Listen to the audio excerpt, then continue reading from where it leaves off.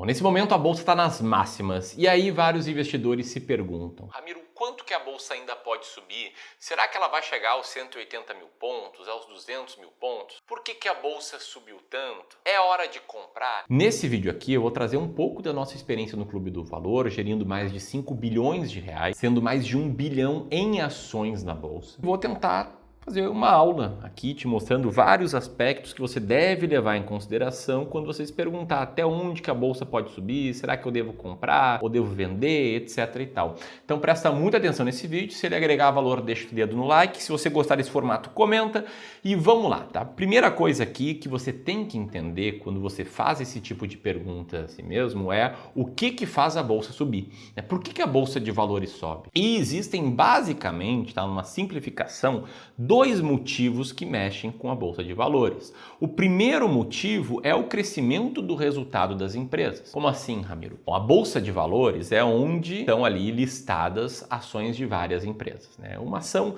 é a menor parte de uma empresa. Pensa aí que uma empresa é uma casa, a ação é um tijolo dessa casa. Então, quando a gente fala em bolsa como um todo, a gente está citando a média dessas empresas e muitas vezes estamos atribuindo isso ao índice Bovespa, o índice mais antigo do mercado, principal indicador de desempenho em termos de popularidade e, por acaso, um indicador ruim de desempenho. Pelo menos um indicador que foi muito ruim até 2014. Mas o que você tem que saber aqui é que quando a gente fala em Ibovespa, a gente está falando de uma carteira de ações diversificada, com várias e várias ações, algumas com mais peso, como por exemplo aqui ações do Bradesco, da B3, e outras com menos peso, como aqui as ações da Braskem. E o primeiro motivo que faz a bolsa como um todo subir é quando as empresas estão crescendo seus resultados. Como assim, Ramiro? Bom, no ambiente com tudo mais constante, quanto mais fluxo de caixa livre uma empresa for gerar no futuro, mais ela vale. Ou seja, quanto mais uma empresa crescer seu resultado, seu lucro líquido, seu lucro operacional, o fluxo de caixa gerado ao acionista, tudo mais constante, mais ela vai crescer.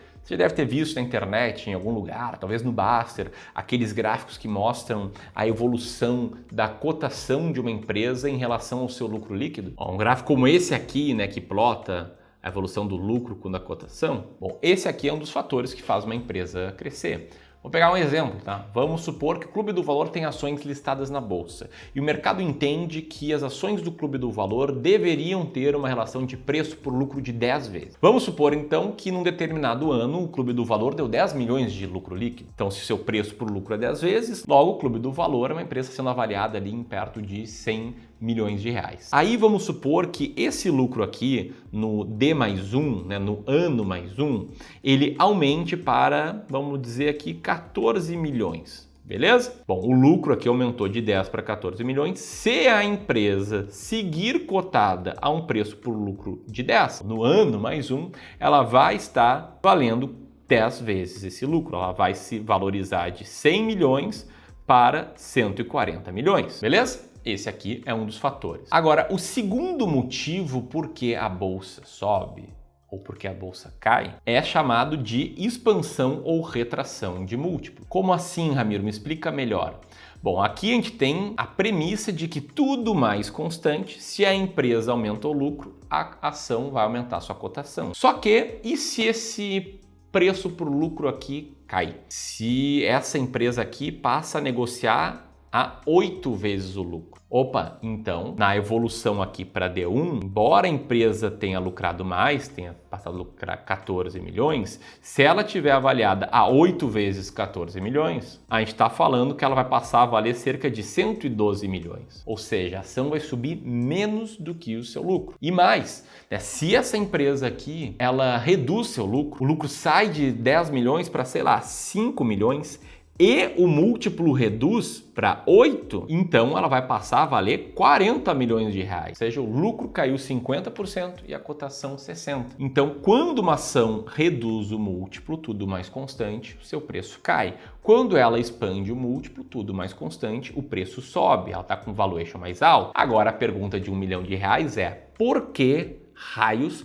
os múltiplos se mexem, eles podem subir, eles podem cair. E aqui é um jogo de expectativas e também do custo de oportunidade. Já ouviu aquela frase que as ações elas sobem no boato e caem no fato? Ou muitas vezes ela é verdade, porque o mercado financeiro ele costuma antecipar movimento, ele costuma prever o que tem de acontecer e trazer isso para o preço imediatamente. Então, no curto prazo, as expectativas guiam muito a evolução, a variação da bolsa. E a bolsa está subindo porque tem alguns fatores aqui que estão contribuindo com a sua expansão de múltiplos recentemente. Eu vou citar 3, embora na prática existam cerca de centenas de diferentes fatores que mexem na cotação de curto prazo da bolsa. Mas o primeiro fator que eu quero citar é a taxa de juros nos Estados Unidos. Aqui você está vendo a Fed Fund Rate, que é basicamente a evolução da taxa de juros norte-americana.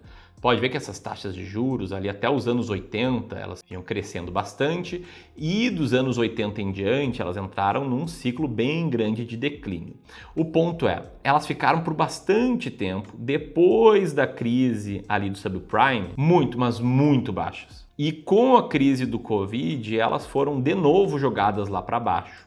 Só que, recentemente, apesar de uma alta, o que a gente viu é uma queda. Se eu pegar esse gráfico aqui e der um zoom nele, detalhe, tá? Esse aqui é um dado, a base de dados do Federal Reserve, tá? Mas se eu pegar ele e colocar um zoom aqui, você vai ver que essa taxa ela veio caindo ali desde meados de 24 e caiu de novo mais recentemente. E o que acontece quando a taxa de juros nos Estados Unidos cai? Eu trouxe aqui um diagrama para te explicar. O que a gente vê, tá? O Fed vai lá e reduz juros. Ramiro, o que é o Fed? O Fed é o Federal Reserve, é o Banco Central norte-americano. Aí o que acontece, tá? Esses ativos sem risco nenhum, os ativos com menor risco de economia, eles vão pagar menos, né? O juro caiu. Estão remunerando menos para quem deixa o dinheiro ali. Logo, o que acontece? Os investidores vão buscar alternativas para ver o seu patrimônio render mais. Em paralelo a isso, o dólar tende a se enfraquecer globalmente. Pessoas tendem a tirar dinheiro dali que está rendendo menos. Enquanto os investidores buscam por alternativas, uma hipótese pode ser eles migrarem para emergentes. E enquanto o dólar se enfraquece, as commodities ficam mais competitivas. Bom, com a migração para emergentes, o Brasil recebe fluxo junto com outros países e com commodities mais competitivas, a bolsa brasileira, que é muito comoditizada, também tende a subir. Bom, então esse fator aqui, a taxa de juros norte-americana, é um dos fatores que contribuem para a expansão de múltiplo na média das empresas brasileiras. O segundo fator vai ser fácil de explicar, porque é a nossa própria taxa de juros aqui no Brasil. E aí tu pode perguntar, Ramiro, mas tu tá louco? A taxa de juros está em 15% ao ano, é uma das Selics mais altas aí das últimas décadas. De fato, é uma Selic muito alta, mas lembra que eu falei agora há pouco que o mercado ele tende a antecipar as coisas? Então o mercado já está antecipando uma insustentabilidade da Selic lá onde ela está. E mais, né? Com a taxa Selic onde ela está, a inflação está começando a ser controlada. By the way, a taxa Selic só está lá em cima por conta da inflação. Ela só não está mais baixa porque o governo está gastando muito, está jogando muito dinheiro na economia. E isso pressiona a inflação. Então o Banco Central tem que trazer um remédio, que é um remédio amargo, que é botar a taxa de juros lá em cima. Só que agora está começando a ser precificado uma inflação mais controlada. A inflação ela está caindo e isso traz 2 impactos. O primeiro, uma expectativa de que o Banco Central brasileiro possa cortar juros, que consequentemente a taxa Selic ela vai cair, ela vai sair desse patamar atual em que ela está rendendo inflação mais 8% ao ano sem risco nenhum e, consequentemente, com a renda fixa menos atrativa, num cenário de uma taxa Selic menor, investidores vão buscar alternativas, talvez na renda variável, isso faz a bolsa subir. Ao mesmo tempo, o que acontece aqui é que o dólar ele fica mais controlado, o custo das empresas reduz, que é um outro fator que contribui para a bolsa crescer. Um detalhe aqui importante, tá? Foi feito um estudo no Deutsche Bank, eu vi esse estudo pela primeira vez no canal Dica de hoje, meu agradecimento e a menção a eles, de que um dos grandes preditores de um resultado bom na bolsa é o juro real tá alto. Como assim, Ramiro? Se a taxa de juros está alta, como é que isso pode prever que a bolsa vai crescer? Pode prever por quê? Porque nesse cenário a renda fixa fica mais atrativa, logo o capital sai da bolsa, logo a bolsa fica com uma relação de preço por lucro baixo.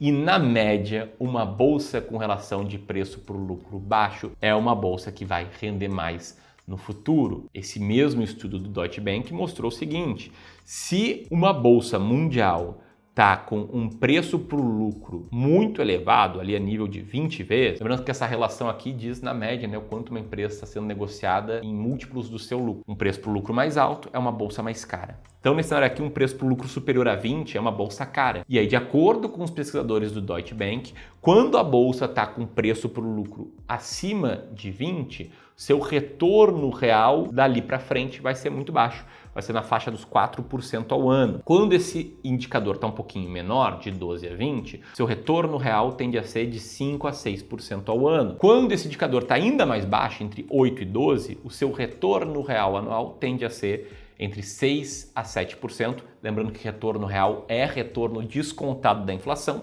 e quando o preço por lucro está lá embaixo, o retorno real anual pode ser aí superior a 9% ao ano. Então, o segundo fator aqui que está contribuindo para a expansão do múltiplo da Bolsa Brasileira é uma expectativa de taxas de juros menores no futuro.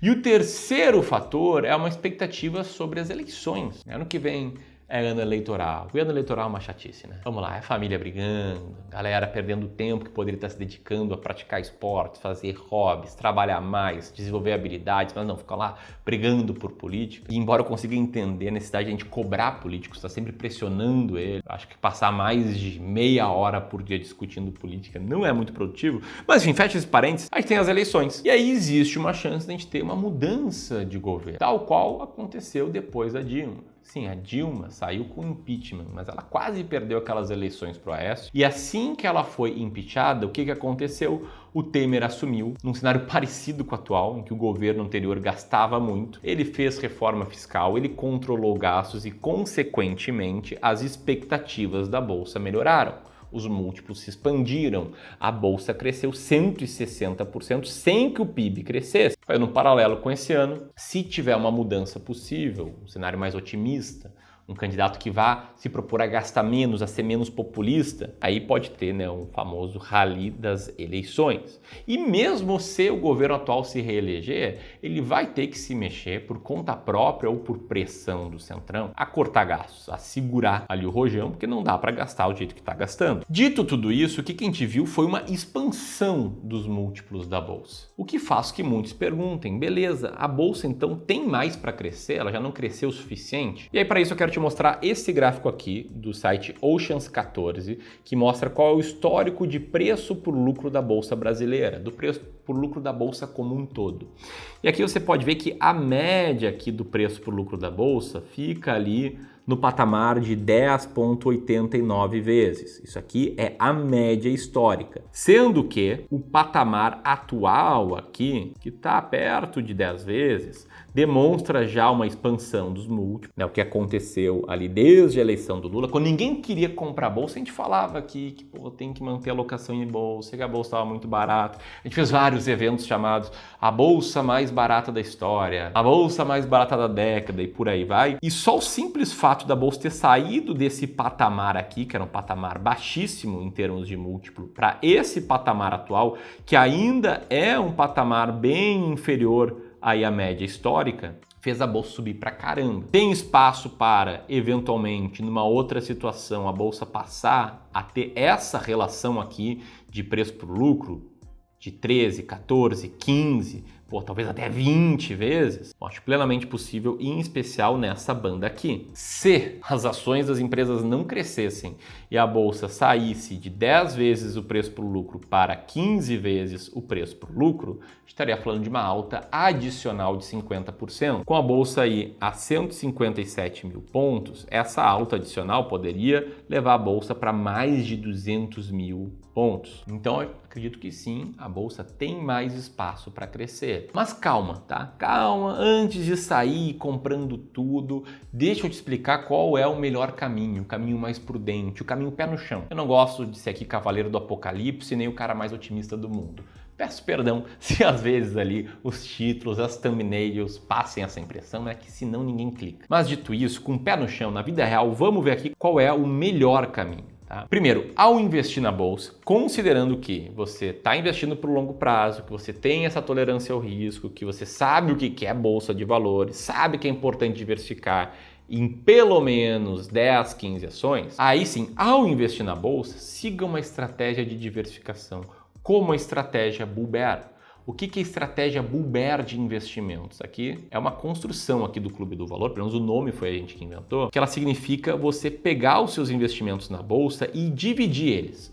O que esse gráfico aqui mostra? Mostra na linha vermelha a Bolsa de Valores brasileira, medido pelo IBRX, que é um índice bem melhor do que o Bovespa, para avaliar o resultado histórico da bolsa, e a Bolsa de Valores norte-americana em real medido pelo S&P 500. Pode ver que a Bolsa de Valores norte-americana teve uma década aqui muito ruim, enquanto a Bolsa de Valores brasileira teve um outro período aqui muito ruim, e que depois a Bolsa norte-americana subiu quase que numa linha reta para cima, e a Bolsa brasileira teve uma performance boa. Mas o que não dá para ver aqui nesse gráfico é que uma carteira meio a meio, essa carteira aqui em azul, ela consegue duas coisas. Primeiro, render mais, ela rendeu mais do que Bolsa de Valores brasileira ou norte-americana, e segundo, fazer menos zigue-zague, ter menos volatilidade no gráfico. Menos volatilidade é menos risco para você, investidor. Para você ter noção, R$1.000 investidos em 1996, sem aportes novos, se diversificado, te fariam transformar esses R$1.000 aqui em cerca de R$93.000, 93 vezes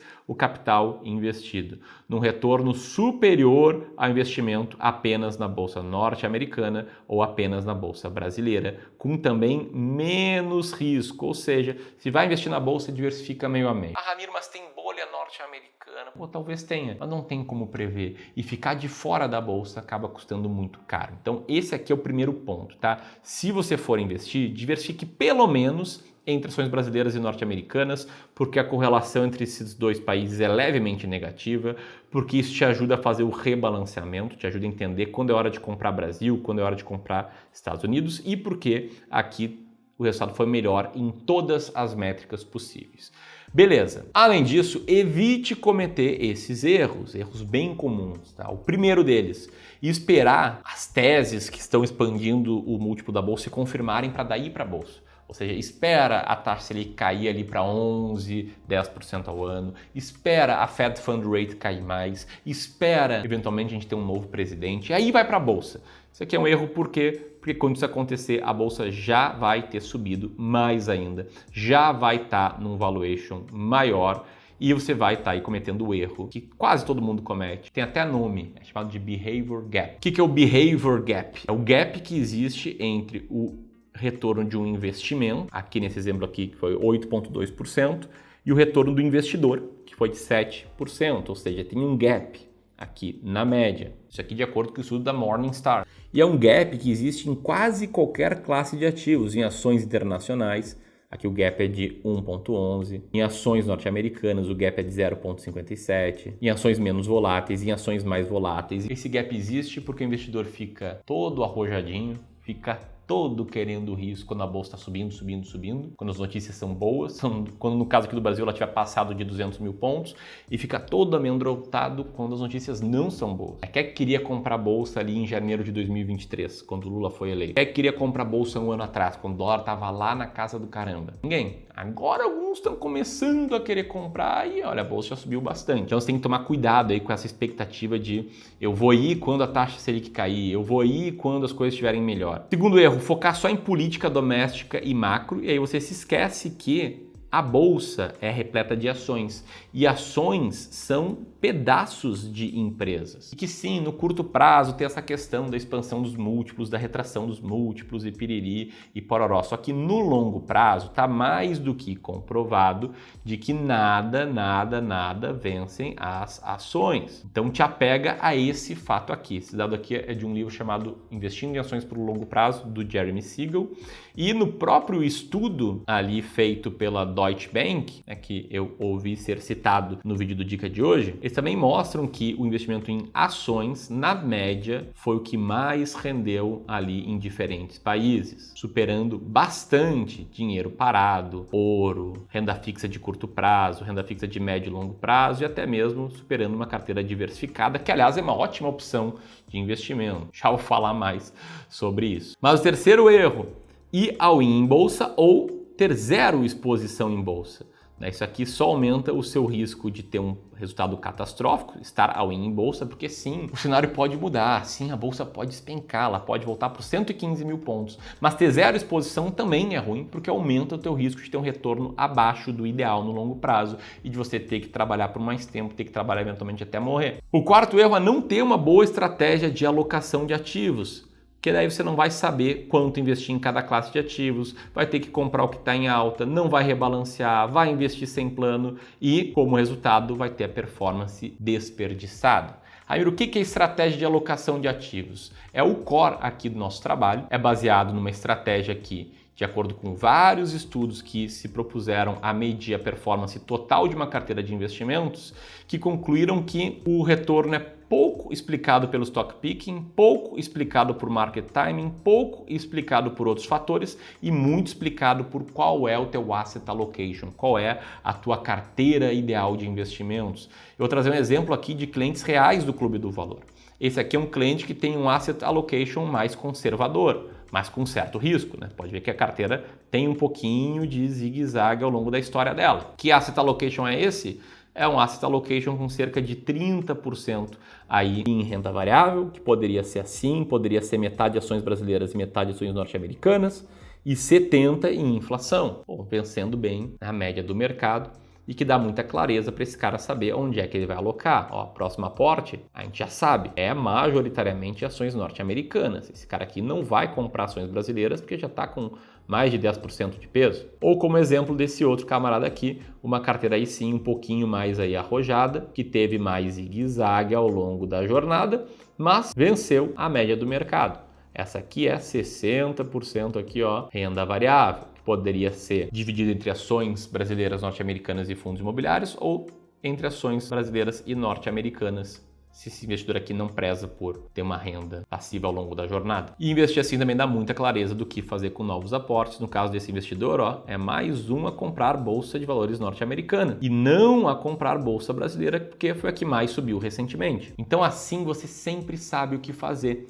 E se por acaso você nunca tinha ouvido aqui falar sobre essa estratégia, queria te convidar para que você receba um plano financeiro feito sob medida para ti, num serviço novo do Clube do Valor, que até o dia 26 de novembro, em comemoração aos nossos 10 anos, a gente está oferecendo de forma totalmente gratuita. Para ter acesso a ele, basta apertar aqui no primeiro link da descrição e ter acesso ao seu plano financeiro completo. Com um plano financeiro completo e uma boa estratégia de alocação, você não vai cometer o quinto erro também, que é não ter uma estratégia de seleção de ações, que também faz a diferença na parte de ações, tu ter uma boa estratégia de seleção de ações. Para te mostrar aqui, por exemplo, a performance de um fundo de investimentos que a gente tem, feito sob medida para os nossos clientes de wealth, que desde que existe superou com uma leve folga aí o Ibovespa, rendendo 76%, enquanto o Ibovespa rendeu 57%. Como isso, Ramiro? Com boas estratégias de seleção de ações que eu falo em vários outros vídeos. E aí, para tomar boas decisões de investimentos, primeiro, você analisa seu perfil, segundo, você desenha sua carteira, terceiro, você escolhe os ativos e quarto, você faz